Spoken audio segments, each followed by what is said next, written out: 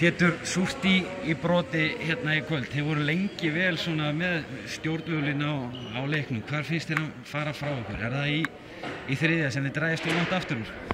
Meðal annars bara, já, hittum ekki nógu vel og vörðumst ekki nógu vel. En við komum tilbaka en það var bara ekki nóg. Þeir eru búin að sýna fram á það í síðustu umferðum að þessi sóknarleikur ykkar og ykkar leikað fyrir að koma mörgum í klandur. Það allavega það sem er planið hjá okkur, en við erum samt niðurstaðan 1-6 og það alveg sama hvernig við hefum spilað, það kannski ekki ásættanlegt.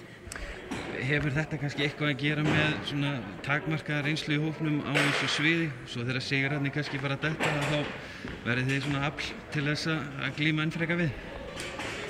Það er líka planið sko, en þetta er ekki að virka núna sko, en ég held að við munum halda þessu áfram og við erum búin að vera með svona smá veikindi í þessari viku, þannig að við vorum svona kannski rotationlega liðin var kannski ekki alveg nógu gott, þannig að við vorum svolítið þreyttir hérna kannski í lokin tímabilið eða svona kannski tímabilið, þannig að það var kannski líka svolítið í þessum leik, en